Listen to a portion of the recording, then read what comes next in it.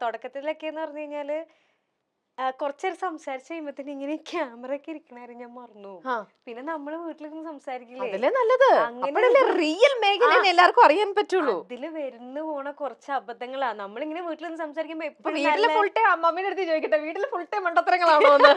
എനിക്കിങ്ങനെ ഇടയ്ക്കിടയ്ക്ക് വരാറുണ്ട്. ആണോ മണ്ടത്തരങ്ങൾ? അപ്പൊ ഇന്ന് പറഞ്ഞ മണ്ടത്തരം എന്താ? മണ്ടത്തരങ്ങൾ എന്ന് പറഞ്ഞു കഴിഞ്ഞാൽ എന്താ പറയാ, ഇടയ്ക്ക് വെള്ളി വീഴാ അങ്ങനെയൊക്കെ പറയില്ലേ. ഇന്നത്തെ വെള്ളി എന്തായിരുന്നു? ഇന്നെന്തെങ്കിലും വെള്ളി പറഞ്ഞോ? വീണില്ല, ഇതുവരെ വീണില്ല. സംസാരിക്കുന്നേരം കിട്ടിയില്ല. അപ്പൊ ഇന്നലത്തെ വെള്ളിയോ? ലേറ്റസ്റ്റ് വെള്ളി.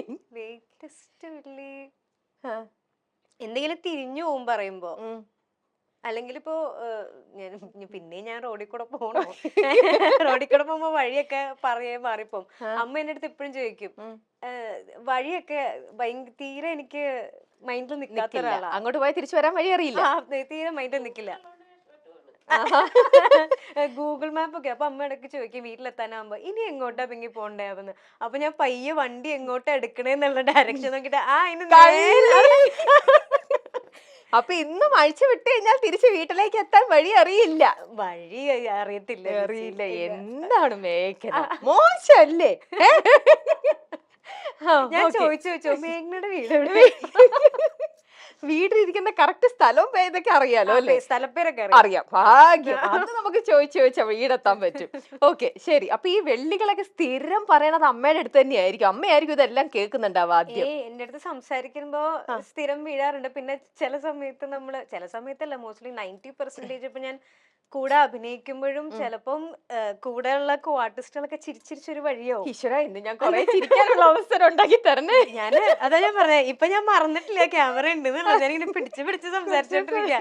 എപ്പോഴാ കയ്യിന്ന് പോണെന്ന് പറയാൻ പറ്റില്ല. ഓക്കെ, ശരി. ഇനിയിപ്പൊ നമുക്ക് മുമ്പ് പറഞ്ഞ കാര്യത്തിലേക്ക് എത്താം. മേഘന പക്ഷെ ഞാൻ പിന്നീട് കണ്ട ആ ഇന്റർവ്യൂസിലെല്ലാം മേഘന എല്ലാം വളരെ ഈസി ആയിട്ടെല്ലാം ആക്സെപ്റ്റ് ചെയ്തിട്ട് വളരെ എന്താ പറയാ, മേഘനയുടെ ഓരോ ഉത്തരങ്ങൾക്കും ഭയങ്കര നല്ല സ്ട്രോങ് ആയിട്ടും ആ ഒരു അതൊക്കെ എങ്ങനെയാ പിന്നെ അത് എടുത്തതും? ഇപ്പൊ പറഞ്ഞു, ശരിയാണ്, പെട്ടെന്ന് നമ്മൾ വിചാരിക്കാതിരുന്ന സമയത്ത് ട്രോളിൽ വന്നു, കുറെ അങ്ങനെ ഒരു നെഗറ്റീവ് കമന്റ്സ് കുറെ ഫേസ് ചെയ്യുക ഒബ്വിയസ്ലി ആർക്കും ഉണ്ടാവുന്ന പോലെ കുറെ വിഷമങ്ങൾ ഒക്കെ ഫേസ് ചെയ്തിട്ടുണ്ട്. പക്ഷെ കുറെ ദിവസങ്ങൾ കഴിഞ്ഞപ്പോൾ ഒരു ഡേ അതിനകത്തുനിന്ന് റിയലൈസ് ചെയ്തു, ഇനി ഞാൻ വിഷമിച്ചിട്ട് കാര്യമില്ല അല്ലേ? ആ ഒരു പോയിന്റിനെ കുറിച്ച് ഒന്ന് പറയോ, അതെങ്ങനെയായിരുന്നു? അതായത് നമ്മൾക്ക് വേറെ ഓപ്ഷൻ ഇല്ലെങ്കിൽ നമ്മൾ ഓടിയല്ലേ പറ്റുള്ളൂ. ഇപ്പൊ എന്താ പറയാ, ആ ഒരു ബാക്കപ്പ് തന്നത് മമ്മിയാ? അത് അമ്മയുടെ ഒരു ബാക്കപ്പ്. അമ്മ എപ്പോഴും ഒരു ബാക്ക് ബോൺ ആണ്. പക്ഷെ എന്തൊക്കെ നമുക്ക് ബാക്ക് ബോൺ ഉണ്ട് എന്ന് പറഞ്ഞാലും, ആരൊക്കെ നമ്മുടെ അടുത്ത് സമാധാനിപ്പിക്കാനും നമ്മളെ പാമ്പർ ചെയ്യാനുണ്ടെന്ന് പറഞ്ഞാലും, നമ്മൾക്ക് ഉള്ളില് ഒരാളുണ്ടെന്ന് വിശ്വസിക്കുന്ന ഒരാളാണ് ഞാൻ. അയാൾ ഓക്കെ ആയിരിക്കണം ആ ഒരു പറയുന്ന കാര്യങ്ങൾ അക്സെപ്റ്റ് ചെയ്യാനും അതനുസരിച്ച് പ്രവർത്തിക്കാനും ഒക്കെ. അതല്ലാതെ ആരെന്തൊക്കെ പറഞ്ഞാലും 24/7 ഇങ്ങനെ എപ്പോഴും പാമ്പർ ചെയ്യാനൊന്നും ആർക്കും പറ്റില്ല. തീർച്ചയായിട്ടും. അപ്പൊ ഡിസിഷൻ എടുക്കേണ്ടതും സ്വന്തമായിട്ട് തോന്നേണ്ടതും നമ്മൾ തന്നെയാണ്. പിന്നെ നമ്മൾക്ക് ഇങ്ങനെ വീണ് കിടക്കാനുള്ള ഒരു ഓപ്ഷൻ എല്ലാവർക്കും ഉണ്ടായിന്ന് വരില്ല ചേച്ചി. നമ്മൾക്ക് ഓടി തന്നെ ആവണം എന്നുള്ളൊരു സിറ്റുവേഷൻ പലർക്കും ഉണ്ടാവും. അപ്പൊ നമ്മളിങ്ങനെ കിടന്നിട്ട് കാര്യമില്ല. ഞാൻ എപ്പോഴും പറയണ പോലെ നമുക്ക് 2 ഓപ്ഷനാണ്.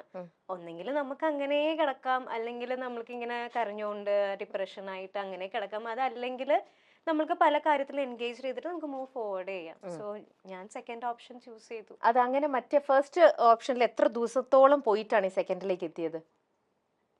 ഒരുപാട് സമയം എടുത്തു. ആക്ച്വലി ഭയങ്കര ഷോക്കായിരുന്നു. ആ ഒരു ഡിപ്രഷൻ സ്റ്റേജിൽ കൂടെ പോയിട്ടൊക്കെ തന്നെയാണ്. എല്ലാവരെയും പോലെ അല്ലേ ഞാൻ. ഒരുപാട് കരഞ്ഞിട്ടുണ്ടാവണം ആ ഒരു ഡിപ്രഷൻ സ്റ്റേറ്റ് എന്ന് പറയുമ്പോൾ. ഒറ്റയ്ക്കിരുന്ന് ഡേയോ നൈറ്റോ അങ്ങനെ ഒന്നും ഇല്ലാണ്ട് ആ ഒരു ഫേസ് ആലോചിച്ചിട്ട്. റിമെമ്പർ ഞാൻ ഇപ്പോഴും ഇപ്പൊ നമ്മുടെ ലൊക്കേഷനിൽ ഞാൻ ആ സമയത്ത് ഒരു തമിഴ് സീരിയലാണ് ചെയ്തുകൊണ്ടിരുന്നത്.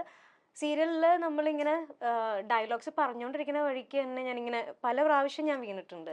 ആണോ? അപ്പം കോൺഷ്യസ്ലിയോ അൺകോൺഷ്യസ്ലിയോ സാധനം സബ് കോൺഷ്യസ് മൈൻഡിൽ ഇങ്ങനെ കിടക്കാണ്. ആ മൈൻഡിൽ അത് നമ്മൾ അതിന്ന് പുറത്തേക്ക് വരാനായിട്ട് ഇത്തിരി ടഫാണ്. നമ്മൾ ഒരിക്കലും, അതായത് നമ്മൾ അങ്ങനെ ഇപ്പൊ നമ്മൾ എല്ലാവരും കല്യാണം കഴിക്കുന്നത് ഇങ്ങനെ ആവുന്ന ഒട്ടും പ്രതീക്ഷിച്ചിട്ടില്ല. പ്രത്യേകിച്ച് എന്നെ പോലത്തെ ഒരു കുട്ടീനെ തീരെ പ്രതീക്ഷിച്ചിട്ടില്ല. ഞാൻ ഭയങ്കര ഒരു ഹോംലി ആയിട്ടുള്ള ഒരു കുട്ടിയാ. എന്നെ വളർത്തിയത് അപ്പാപ്പനും അമ്മാമ്മയും. അപ്പൊ അവരുടെ കുറെ കാര്യങ്ങളും അവരുടെ ആ ചട്ടക്കൂടി കിടന്ന് വളർന്ന ഒരു കുട്ടിയാ ഞാൻ. ചിന്തിച്ചിട്ട് പോലും ഇല്ല ഇങ്ങനത്തെ ഒരു കാര്യമോ അല്ലെങ്കിൽ ഇങ്ങനെ ഒരു സിറ്റുവേഷൻ ലൈഫിൽ ഫേസ് ചെയ്യേണ്ടി വരും എന്നൊന്നും ചിന്തിച്ചിട്ടില്ല.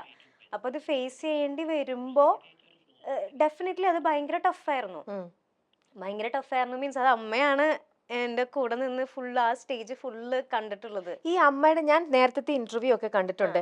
ചെറുപ്പത്തിൽ വളർത്തിയത് ഫുൾ അമ്മാമ്മ അപ്പാപ്പ അങ്ങനെയായിരുന്നു എന്ന് പറഞ്ഞു. ഐ മീൻ ഗ്രാൻഡ് പാരന്റ്സിന്റെ കൂടെ ആയിരുന്നു. അന്നേരം ഈ മമ്മി എവിടെയായിരുന്നു? ഞാൻ എപ്പോഴും സംശയം തോന്നിയിരുന്നല്ലോ അമ്മയ്ക്ക്. അതായത് എനിക്ക് സിംഗിൾ പാരന്റ് ആണ്. ഓക്കെ, അമ്മ മാത്രമേ ഉള്ളൂ. അപ്പൊ അതാ ഞാൻ പറഞ്ഞ ചിലവർക്ക് വീണ് കിടക്കാനുള്ള ഓപ്ഷൻ ഇല്ല ചേച്ചി. അമ്മയ്ക്ക് എന്നെ വളർത്തണം എന്നുള്ള ഒരു വ്യൂ മാത്രം അമ്മയ്ക്ക് ഉണ്ടായിരുന്നുള്ളൂ. അപ്പൊ അമ്മയ്ക്കും അമ്മയുടേതായിട്ടുള്ള കുറെ പ്രശ്നങ്ങളും വിഷമങ്ങളും ഒക്കെ ഉണ്ടായിട്ടുണ്ട്. പക്ഷെ അമ്മ അതിനെ ഫൈറ്റ് ചെയ്തു. ഇപ്പൊ എന്താ പറയാ, തൂണുണ്ടെങ്കിലല്ലേ ചാരാൻ പറ്റൂ. സീരിയസ്ലി അതുപോലെയാണ്. അങ്ങനെയുള്ള ഓപ്ഷൻ ഉണ്ടെങ്കിലല്ലേ നമുക്ക് ചാരാൻ പറ്റുള്ളൂ.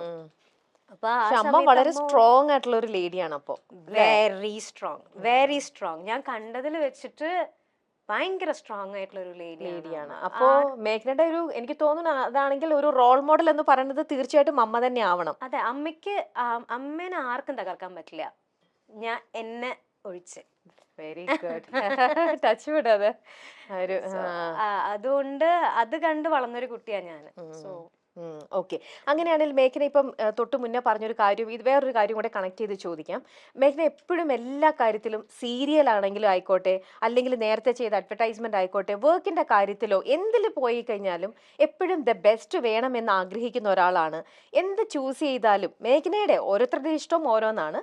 പക്ഷെ മേഘനയുടെ ഇഷ്ടത്തിന് പറ്റിയ ഏറ്റവും ബെസ്റ്റ് എന്ന് മേഘനയ്ക്ക് തോന്നുന്നത് പോയിട്ട് എപ്പോഴും പിക്ക് ചെയ്യാൻ ആഗ്രഹിക്കുന്ന ഒരാളെന്നാണ് എനിക്ക് മനസ്സിലായത്.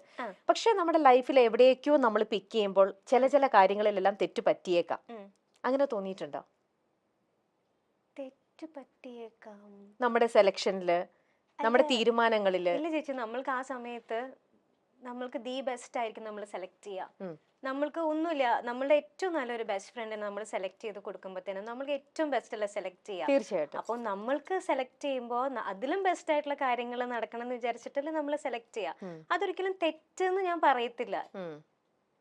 ഇപ്പൊ ഈ ഇരിക്കുന്ന മേഘ്ന എന്ന് പറയുന്നത് അതിൽ കൂടെ ഒക്കെ കടന്നു വന്ന ആ ഒരു അതെ, മേ ബി അങ്ങനെ ഒന്നും അറിയാണ്ട് നിന്നിരുന്നെങ്കിൽ ചിലപ്പോ അങ്ങനെ തന്നെ ഞാൻ പോയേനെ.